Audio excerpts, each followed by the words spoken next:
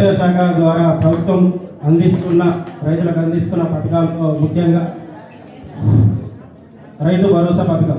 రైతు భరోసా పథకం అంటే పంటలకు పెట్టుబడి అందించే పథకం ఇది. ప్రతి రైతుకు ఎకరానికి 6,000 రూపాయలు ఈ పంటల పెట్టుబడి కింద రైతు ఖాతాలో జమ జరుగుతుంది. అదే రైతు భరోసా పథకం. మనకు ఈ ఏసంగి 2025-26 సీజన్ గాను మొత్తం మండలంలో 10,953 మంది రైతులకు 9,10,76,949 రూపాయలు మొన్న మార్చి నెలలో ప్రభుత్వం రైతు ఖాతాల్లో జమ జరిగింది. అది ఎకరంలో ఉన్న రైతులందరికీ ప్లస్ ఎకరం దాటిన 10 ఎకరాలు కానీ 20 ఎకరాలు ఎన్ని ఎకరాలు ఉన్నా కానీ ఎకరం వరకు అందరికీ ఇవ్వడం జరిగింది ఫస్ట్ విడతగా. మళ్ళా ఇంకా సెకండ్ థర్డ్ ఫేజ్లో కూడా ఈ సీజన్కు ఇస్తారని గవర్నమెంట్ చెప్పడం జరిగింది. అవి కూడా మీ ఖాతాల్లో తదుపరి ఇన్స్టాల్మెంట్లో జమ కట్టడం జరుగుతుంది. ఇది మనకు గ్రామాలు 17 రెవెన్యూ గ్రామాలు ఉంటాయి మన మండలంలో, 18 గ్రామ పంచాయతీ. ఈ 17 రెవెన్యూ గ్రామాలకు గాను అన్ని రైతులు సాగు యోగ్యమైన భూములన్నిటికీ ఈ రైతు భరోసా పథకం అనేది అమలు.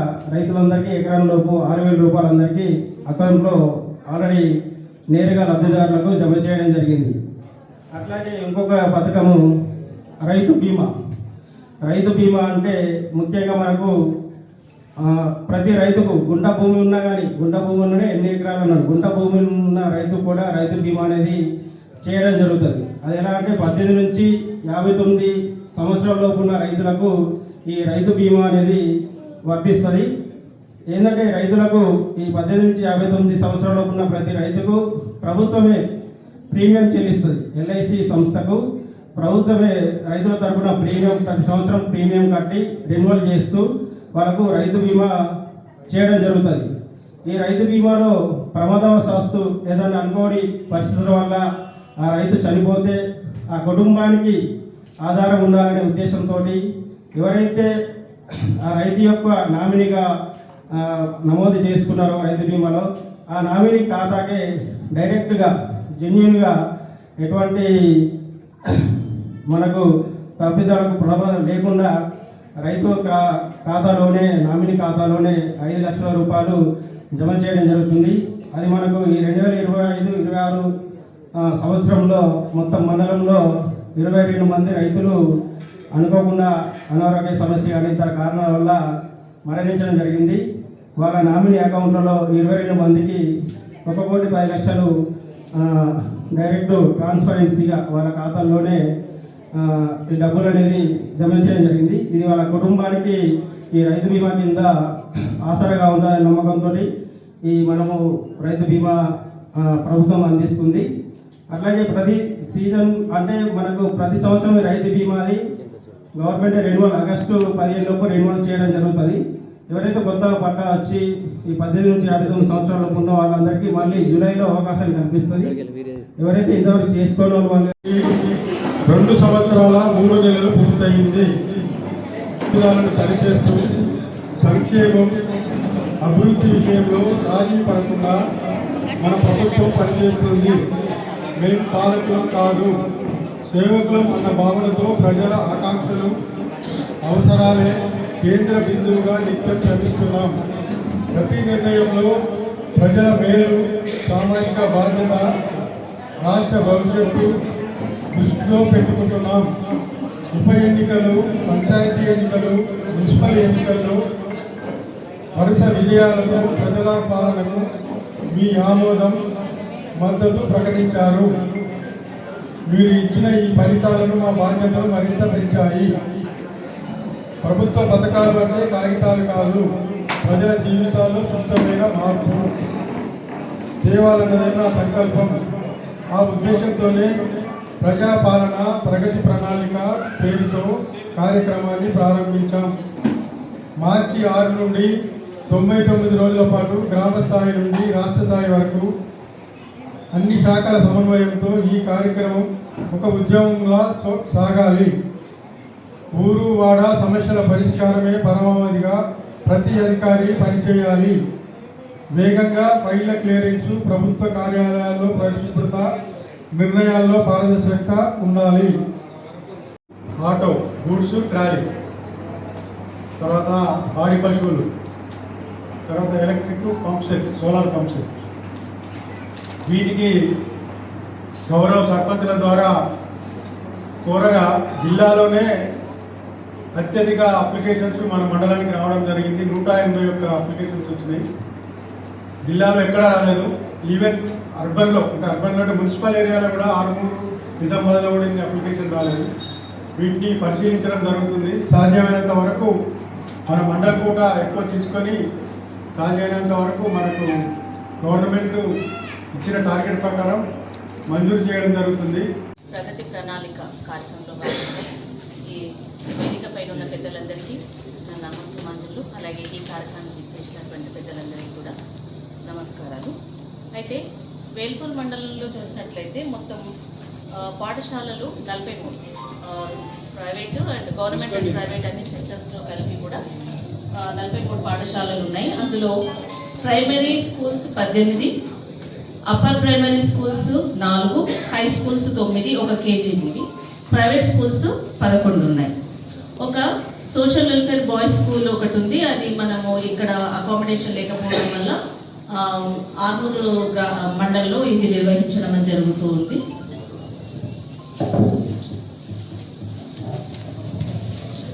పాఠశాలలో ఉపాధ్యాయుల సంఖ్య గవర్నమెంట్ సెక్టార్లో చూసినట్లయితే శాంక్షన్ పోస్టులు 189, అందులో వర్కింగ్ 165, 23 పెండింగ్లో ఉన్న 23 వేకెన్సీ ఉంది, 23 ఖాళీలు ఉన్నాయి. అందులో వర్కింగ్ కండిషన్స్ చూసుకున్నట్లయితే 8 జిహెచ్ఎంస్, 7 ఎల్ఎఫ్ఎల్ హెడ్ మాస్టర్లు, 94 మంది స్కూల్ అసిస్టెంట్లు, 56 మంది ఎస్జిటీలు వర్క్ చేయడం జరుగుతుంది మన మండలంలో. అయితే మన మండలంలో 2 కాంప్లెక్స్లు నిర్వహించడం జరుగుతుంది. అంటే మండలాన్ని 2 కాంప్లెక్స్లుగా విభజించి పాఠశాలల నిర్వహణ అనేది సమర్థవంతంగా నిర్వహించడం కోసము మనము కాంప్లెక్స్లను నిర్వహించుకోవడం జరుగుతుంది. మన దగ్గర ఉన్నటువంటి కాంప్లెక్స్లు చూసినట్లయితే ఒకటి జెడ్పిహెచ్ఎస్ వేల్పూర్, అలాగే జెడ్పిహెచ్ఎస్ అక్సర్. ఈ 2 కాంప్లెక్స్లో మనము ఈ పాఠశాలలు నిర్వహించడం అనేది జరుగుతూ ఉంటుంది. మన మండలంలో చూసినట్లయితే ప్రైవేటు మరియు గవర్నమెంట్ అండ్ ప్రైవేట్ సెక్టార్లో చదువుతున్నటువంటి విద్యార్థులు అబ్బాయిలు 2707, అమ్మాయిలు 2610, మొత్తము 5317 మంది విద్యార్థులు మన పాఠశాలలో ప్రైవేట్ అండ్ గవర్నమెంట్ సెక్టార్లో చదవడం జరుగుతుంది. ఓన్లీ గవర్నమెంట్ చూసుకున్నట్లయితే అబ్బాయిలు 1523, అమ్మాయిలు 1480. అబ్బాయిలేమో 1523, అమ్మాయిలు 1480, మొత్తం 3003. ఇది గవర్నమెంట్ సెక్టార్. అదేవిధంగా చూసినట్లయితే ముఖ్యంగా మన విద్యతో పాటుగా పాఠశాలలో ఉండేటువంటి విద్యార్థులకు న్యూట్రిషన్, వాళ్ళ ఆరోగ్యవంతంగా వాళ్ళు అంటే చదువు బాగా రావాలి అంటే వాళ్ళ శారీరక మానసిక అభివృద్ధి అనేది చాలా ముఖ్యం. కాబట్టి అందుకు ఆహారం అనేది చాలా ముఖ్య పాత్ర వహిస్తుంది. కాబట్టి న్యూట్రిషన్ ఆహారం ఇవ్వడంలో భాగంగా మనము మధ్యాహ్న భోజన పథకాన్ని నిర్వహించడం జరుగుతుంది. అందులో చూసినట్లయితే 1 to 5కి ఒక్క స్టూడెంట్కి 100 గ్రాముల బియ్యము, 20 గ్రాముల పప్పులు, 50 గ్రాముల వెజిటేబుల్స్, 5 గ్రాముల ఆయిల్, మొత్తము 450 కిలో క్యాలరీలు, 12 గ్రాముల ప్రోటీన్ అందించడం జరుగుతుంది. 6th to 10th వరకు చూసినట్లయితే 150 గ్రాములు, ప్రతి స్టూడెంట్కి 150 గ్రాముల బియ్యము, 30 గ్రాముల పప్పు, 75 గ్రాముల వెజిటేబుల్స్, 7.5 గ్రామ్స్ ఆయిల్, మొత్తం 700 కిలో క్యాలరీల శక్తి, అలాగే 200 గ్రాముల ప్రోటీన్ అందించడం అనేది జరుగుతూ ఉంటుంది. దీంతో పాటుగా వారంలో 3 సార్లు గుడ్లు, 3 సార్లు రాగి జావ ఇవ్వడం జరుగుతుంటుంది. ఆల్టర్నేటివ్ డేట్స్, ఒకరోజు గుడ్లు, ఒకరోజు రాగి జావ అందించడం జరుగుతుంది.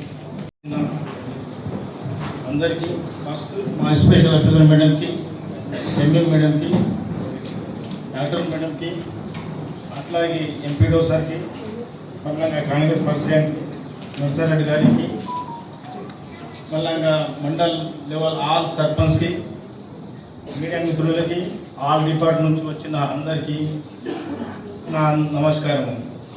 మా రివ్యూని సంబంధించి రెండే ఉన్నాయి. ఒకటి రేషన్ కార్డ్, కళ్యాణ లక్ష్మి షాదిమారి. ఇప్పటిదాకా నా మండల్లో 20/26 కళ్యాణ లక్ష్మి షాదిమారి దాదాపు 160 ఇచ్చినాం. ఇంకా దాదాపు 15 పెండింగ్ ఉన్నాయి.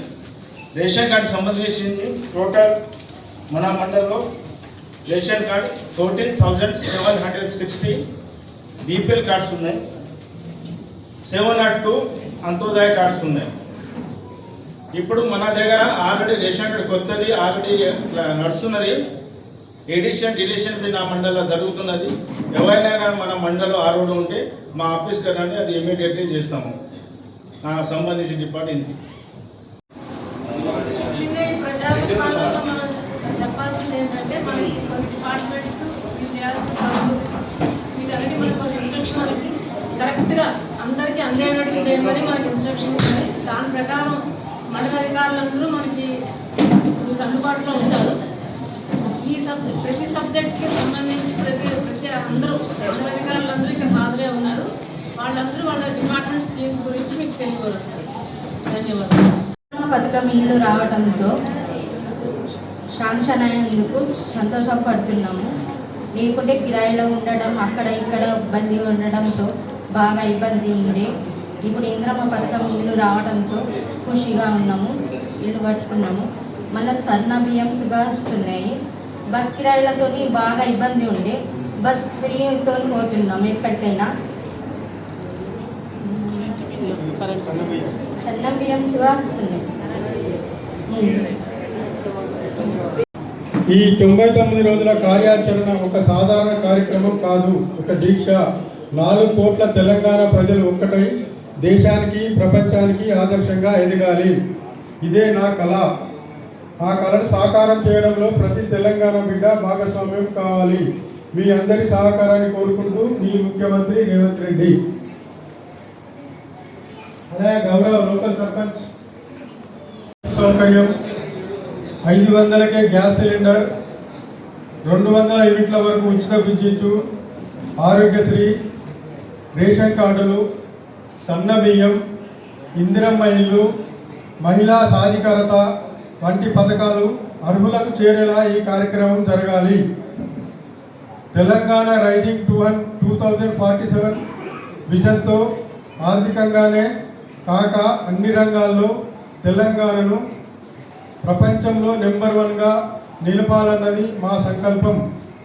ఈ సంకల్పంలో ప్రతి పౌరుడు భాగస్వామి కావాలి. ప్యూర్ రేర్గా రాష్ట్రాన్ని వర్గీకరించుకున్నాం. వాటి పరిధిలో సేవా తయారీ, వ్యవసాయ రంగాల్లో ప్రపంచాన్ని ఆదర్శంగా మనం ఎదగాలి. శాలరీస్ ఇవ్వడం అనేది జరుగుతుంది. అంటే సంఖ్యను బట్టి ఒక స్కావెంజర్ని ఇస్తారు. ఆ స్కావెంజరు విధులు ఏంటంటే పరిసరాలను శుభ్రం చేయడము, బాత్రూమ్లను శుభ్రం చేయడం, ఈ పనులు నిర్వహించడం అనేది జరుగుతూ ఉంటుంది. ఇందిరమ్మ ఇల్లు నిర్మించుకున్నాను. అయితే నేను ఇల్లు నిర్మాణానికి అప్లై చేసుకున్నప్పుడు వస్తారా రాదా అని కొంచెం సందేహంగా ఉంది.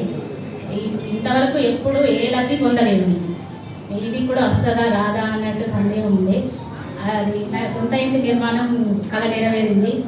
దీనికి సహకరించిన పెద్దలందరికీ కృతజ్ఞతలు చెప్తున్నాను. ముఖ్యంగా రాజేంద్ర గారికి, ఆయన చాలా సపోర్ట్ చేశారు మాకు. ప్రతి విషయాన్ని వివరంగా చెప్పడం జరిగింది. ఇప్పుడు సొంత ఇంటి నిర్మాణం జరిగింది. సొంత ఇంట్లో ఉండబోతున్నందుకు సంతోషంగా ఉంది. అలాగే ఒక రిక్వెస్ట్, ఈ ఇందిరమ్మ ఇల్లు గురించి నిర్ణయం తీసుకున్న ముఖ్యమంత్రి గారికి కూడా ముఖ్యంగా కృతజ్ఞతలు చెప్తున్నాను. అలాగే చాలా కార్యక్రమాలు చేస్తున్నాడు ముఖ్యమంత్రి గారు. అవన్నిటిలో నేను 200 యూనిట్ల కరెంటు అది పొందుతున్నాను. ఇలా ఇంకా కొన్ని కూడా ఉన్నాయి. చాలా వరకు లబ్ధి పొందుతున్నాము. ఇవన్నిటి ద్వారా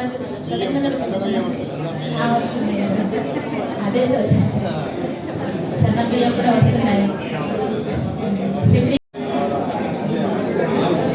సార్ చిన్న రిక్వెస్ట్ సార్, ఇది ఐకేపీ ద్వారా కూడా రుణాలు అందించడం వల్ల 50 లక్షల రూపాయలు ఇవ్వాలని టార్గెట్ ఉండగా 712 సంఘాలకు 56 కోట్ల 17 లక్షల రూపాయలు 101% రుణాలు ఇప్పించడం జరిగింది. అదేవిధంగా వడ్డీ లేని రుణాలు ఈ ప్రభుత్వము మహిళలకు ప్రతిష్టాత్మకంగా ఇస్తున్న వడ్డీ లేని రుణాలు 1,22,13,13,000 రూపాయలు సంబంధిత మహిళా సంఘాల సభ్యుల ఖాతాలలో జమ చేయడం జరిగింది. స్త్రీ నిధిలో ఈ సంవత్సరము 6 కోట్ల రూపాయలు టార్గెట్ ఉండగా రికార్డుగా మనకు 9 కోట్ల రూపాయలు 120% మనము ఈ ఆర్థిక సంవత్సరంలో ఇవ్వడం జరిగింది. అదేవిధంగా ప్రభుత్వం ఏర్పాటైన తర్వాత 1 కోటి మంది మహిళలను కోటీశ్వరులను చేయాలనే ఉద్దేశంతో సంఘాలలో లేని మహిళలను కూడా అందరినీ సంఘాలలో ఏర్పాటు చేయాలనే ఉద్దేశంతో ఈ సంవత్సరంలో వృద్ధుల సంఘాలు 46 మరియు వికలాంగుల సంఘాలు 9 మరియు స్వయం సహాయక సంఘాలు 17 కిషోర్ బాలికల సంఘాలు కూడా ఏర్పాటు చేయాలని ప్రభుత్వము నిర్ణయించుకున్నది. మన మండలంలో ఇప్పటి వరకు 9 సంఘాలు ఏర్పాటైనాయి. ఈ ఆర్థిక సంవత్సరంలో 81 సంఘాలు మన ఐకేపీ ద్వారా ఏర్పాటు చేయడం జరిగింది. అదేవిధంగా స్కూల్ యూనిఫామ్స్ 2,337 మంది విద్యార్థులకు ఈ ఆర్థిక సంవత్సరం యూనిఫామ్స్ స్టిచ్చింగ్ చేయడాలని గ్రామ స్థాయిలో ఈ యొక్క యూనిఫామ్ స్టిచ్చింగ్ చేయడం జరుగుతుంది. అదేవిధంగా ప్రభుత్వం మండల సమాఖ్యకు మొన్ననే ఒక వారం రోజుల క్రితము మనకు అంటే నాయకుల చుట్టూ తిరిగేవారు. ఇప్పుడు అట్లా కాకుండా నేరుగా అప్లికేషన్ చేసుకుంటే పార్టీలకు అతీతంగా ఈరోజు ఎంప్లాయ్మెంట్స్ ఇవ్వడం జరిగింది. వారు చేసే కార్యక్రమం చాలా అమోఘం. గతంలో ఇరిగేషన్ ఇవ్వాలంటే పంట పొలాలకు ప్రతి ఒక్కరికి ధనికులు ఏది తింటున్నారో పేదవారు అదే తినాలన్న ఉద్దేశంతో ముఖ్యమంత్రి గారు ఈ కార్యక్రమాన్ని తీసుకోవడం జరిగింది. ఇది మంచి కార్యక్రమం అని మనందరికీ తెలుసు. గతంలో దొడ్డు బియ్యం ఇస్తే వెంటనే అమ్మేసేవారు. ఇప్పుడు అట్లా కాకుండా 99% ప్రతి ఒక్కరు తింటుందని నేను భావిస్తా ఉన్నాను. అట్లాగే గతంలో కళ్యాణలక్ష్మి షాదీ ముబారక్ విషయంలో చూస్తే అధికారుల చుట్టూ తిరిగేవాళ్ళం, కానీ ఇప్పుడు అది రాజకీయ నాయకుల చుట్టూ తిరిగేవాళ్ళం. అది కాకుండా నేరుగా మీ సేవలు అప్లై చేసుకొని ఎంఆర్ఓ గారికి ఇస్తేనే మీ ఇంటికి చెక్ వస్తుంది. ఎక్కడికి కూడా తిరగద్దన్న ఉద్దేశంతో ఈ మధ్యనే మీ గ్రామ పంచాయతీ ఆధ్వర్యంలో పంపించడం జరిగింది. గతంలో వేరే ఆఫీసుల చుట్టూ తిరిగి వేరే దగ్గరికి పిలిచేవారు, ఇప్పుడు నేరుగా మీ గ్రామ పంచాయతీకి వచ్చినాయి. ఇట్లా చెప్పుకుంటూ పోతే ఎంఏ గారు మాట్లాడారు. ముఖ్యమంత్రి గారు విద్యను ప్రత్యేకంగా భావించేవారు. విద్య అంటే పిల్లవాళ్ళకు బుద్ధి ఉంటేనే ఏదైనా చేసుకోగలుగుతారు ఆ ఉద్దేశంతోనే మొదటి ప్రభుత్వం ఏర్పడిన వెంటనే గ్రామాలలో స్కూళ్ళకు మొత్తం మౌలిక సదుపాయాలు ఏర్పాటు చేయడం జరిగింది. అదే మా ముఖ్యమంత్రి గారి నిబద్ధత. విద్యను అందించడంలో మంచి విద్యార్థులు మంచి భవిష్యత్తులో ఉండాలంటే ఆ విద్యాలయాలకు రావాలంటే మౌలిక సదుపాయాలు ఉండాలన్న ఉద్దేశంతో అది చేయడం జరిగింది. అట్లాగే అగ్రికల్చర్ డిపార్ట్మెంట్ తరఫున మనకు ఎన్నో కార్యక్రమాలు చేశాం. ఇప్పటికే గతంలో